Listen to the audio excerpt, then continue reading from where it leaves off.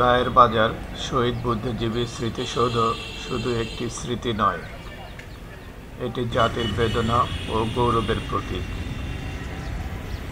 1971 সালের ডিসেম্বরের মাঝামাঝি সময়ে, যখন বাংলাদেশের স্বাধীনতা প্রায় নিশ্চিত, তখন পাকিস্তানি বাহিনী তাদের পরাজয় নিশ্চিত বুঝতে পেরে জাতিকে নেতৃত্ব বঞ্চিত করার জন্য বেছে বেছে দেশের বিশিষ্ট শিক্ষাবিদ, চিকিৎসক, সাংবাদিক, লেখক, প্রকৌশলী সহ বিভিন্ন পেশাজীবীদের হত্যা করে।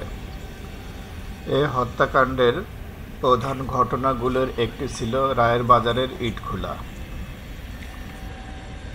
রায়ের বাজার শহীদ বুদ্ধিজীবী স্মৃতিসৌধের স্থাপত্য নিখুঁত শৈল্পিকতায় গড়ে তোলা হয়েছে। এটি নির্মাণে লাল ইট, পাথর এবং জলাধার ব্যবহার করা হয়েছে, যা প্রতীকীভাবে বাঙালির আত্মত্যাগ ও রক্তক্ষয়ী সংগ্রামের প্রতিফলন ঘটায়। স্মৃতিসৌধের কেন্দ্রে রয়েছে একটি উন্মুক্ত মঞ্চ, যেখানে ফুল দিয়ে শহীদদের প্রতি শ্রদ্ধা জানানো হয়। প্রতি বছর 14 ডিসেম্বর শহীদ বুদ্ধিজীবী দিবস উপলক্ষে এখানে হাজারো মানুষ জড়ো হন, ফুল দিয়ে শ্রদ্ধা নিবেদন করেন। এই স্মৃতিসৌধটি ঢাকার মোহাম্মদপুর থানা এলাকায় অবস্থিত। স্মৃতিসৌধটির নকশা করেছেন স্থপতি ফরিদ ইউ আহমেদ ও জামি আল সাফি। মুক্তিযুদ্ধে শহীদ সন্তানদের সংগঠন প্রজন্ম 71 এর সহায়তায় রায়ের বাজারে স্মরণ তৈরির প্রাথমিক প্রস্তাবনা আনা হয়েছিল, যারা 1991 সালে এর একটি অস্থায়ী ভিত্তিপ্রস্তর স্থাপন করেন।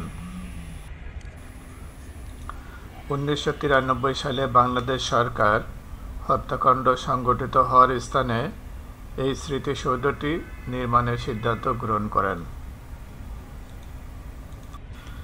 এটি নতুন প্রজন্মের জন্য একটি শিক্ষা ও অনুপ্রেরণার স্থান, যা স্মরণ করিয়ে দেয় যে স্বাধীনতা অর্জন সহজ ছিল না।